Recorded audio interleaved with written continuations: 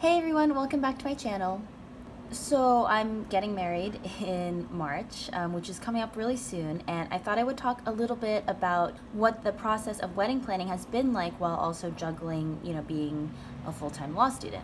My fiance and I have been together. This is our 10th year together, so we started dating very early on in college. We got engaged in January in Big Sur, which was amazing, and it was also really nice for that to happen there because there was no cell service. So we got engaged at the beginning of the trip, and we had time to sort of just connect with each other, think about what we wanted out of this wedding process and, what we wanted out of our married life, without the sort of hecticness of immediately announcing on Instagram and calling everyone right away and dealing with this whole hoopla. So that was really nice.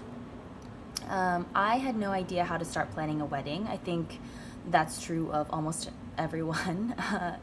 It's it's a weird endeavor because it is so weighted with this meaning. I mean, we still treat weddings as probably the most significant thing to happen to many young people, even if it's not necessarily true. And there's all this pressure to sort of get it right, make it Instagrammable, do all this stuff with it, but you really don't have a ton of consumer information in the same way that you do when you're shopping for clothing or even picking a school to attend. We just don't have info in the same way. And a lot of the info that's accessible is through Pinterest or wedding blogs, where everything is really idealized and there's a lot of pressure to spend a ton of money. The first thing that I wanted to figure out was the timeline. We got engaged in January, and I would say the first thing that comes to mind when planning our wedding was figuring out what worked with our schedule and the majority of our guests' schedules. So picking a time and a place is obviously the first step. I really wanted to pick a date where we could get married and then have a break during school immediately. I really couldn't imagine the thought of getting married and then going back to class the following Monday. It just seemed so bizarre. That really helped narrow down the timeline for us immediately because obviously, law school has a set number of breaks, and it was basically going to be get married right before winter break, get married right before spring break, or get married right before the summer break that we have. The summer break was out because, not every summer job begins and ends on the same set timeline, and I wasn't entirely sure what I would be doing over the summer. So I didn't want to deal with that uncertainty. And a winter wedding was also kind of out of the question because that would be happening right around the holidays. And while some people really like a holiday wedding and it can be really magical and beautiful, it's also kind of hard to coordinate travel with a ton of out-of-town guests because everyone has their own family obligations during the holidays as well. So that's how we settled on getting married in March, because it was right before our spring break.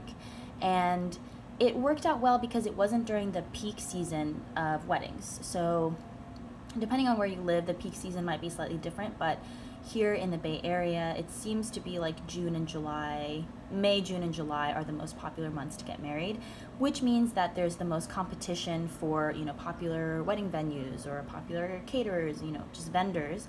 And depending on the vendor, some places will charge more if it's during peak season or off season. So once we had a general timeline in mind, the next thing was finding the venue. The first thing we needed to narrow down was whether we wanted it to be a rustic sort of venue, a ballroom venue, a hotel venue, that sort of thing. And it's really important to figure out what you don't want in addition to what you do want. So one thing I really didn't want was a kind of hotel setting where it would feel kind of like a corporate retreat. That was the one thing that was out. We did look at quite a few venues. The Bay Area is pretty expensive to get married in, so that was a factor, of course. And also, since we were getting married at the end of March, which in the Bay is kind of rainier, although it doesn't rain a ton here, I was really hesitant to do an outdoor wedding or reception because the uncertainty of the rain is something that I really didn't want to deal with.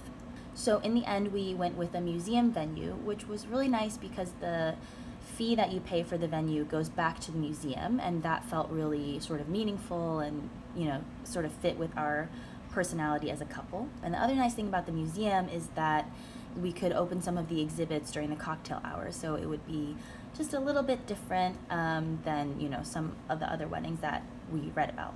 Picking the venue is the first step after picking the date because everything kind of falls into place from the venue itself. We looked at a couple places where everything was offered as a package, so the venue itself would provide all the catering, flowers, linens, flatware, furniture, everything. And that was very tempting because it's obviously much easier, but you don't have a lot of flexibility, and sometimes the food, it didn't seem like the food was going to be as good. We decided not to go with that. And the venue that we picked was kind of a nice in-between because they had a list of preferred vendors. It wasn't like the venue itself had pre-selected everything for us. So after picking the venue, we picked a caterer from the list of pre-approved caterers that the venue provided, which was very helpful. It was both constraining and helpful because it just limited our choices. Otherwise, you could spend eternity researching vendors, depending on where you live. There are so many catering options in the Bay that I probably spent like 20 hours reading reviews of caterers, even just within the list that we had. In order of spending for our particular wedding, and I think this is probably true for most, catering is the number one expense, which kind of surprised me, but when you think about the cost per person, it really adds up very quickly. And normally your caterer will provide not only the food, but also the alcohol, the linens, the tables, the chairs, and we'll have to set up a kitchen at your venue if your venue doesn't have a kitchen already. Catering was the biggest expense, then the venue, then the flowers, then the DJ, then the dress, and then miscellaneous. As for doing this while I was in law school, I purposefully thought about giving myself at least a year. We ended up having a year and 2 months to plan. And I think a year is the absolute bare minimum if you have something else major going on in your life. Because I was really only able to do wedding planning on weekends occasionally, or just some random 10 minutes in the afternoon, just sending emails back and forth. But everything kind of stretched out because I wasn't able to devote huge blocks of time. It's totally doable though. I mean, to be honest, most of wedding planning involves looking at reviews of things and then emailing people, so neither of those really has to be done in a single block. It just really involves like staying super on top of things and following up when people respond or don't respond. And I think the number one thing that I looked for in picking vendors was how quickly they responded and how thoroughly they responded to my emails. Like, if I sent an email with 3 questions and they only answered 2, I wouldn't choose them because they're probably not as detail oriented as I need them to be on the day. Finally, to keep track of things, we tried using a bunch of different platforms, but ended up using Asana, which is really nice because there are different formats within it, and you can also assign tasks to different users. So everyone can kind of see what they have coming up. You can divide it by months. It's pretty easy to use, and we really like it. So yeah, that's the basic overview of how I approached planning the wedding while in law school. It's really a personality by personality thing, so I personally don't mind keeping track of a ton of things and sending a lot of emails back and forth. It works out because that happens to be what lawyers also have to do.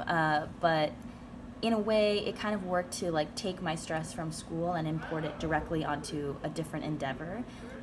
It felt pretty seamless to me, and fingers crossed, but I think everything is on track. There's not actually a ton of stuff left to do besides a few detailed things here and there before the wedding itself. If you guys have any wedding tips or tricks that you'd like to share, any advice that you have in the last month or so leading up to the wedding, I would love to hear that in the comments below. Thank you so much, guys. Talk to you later.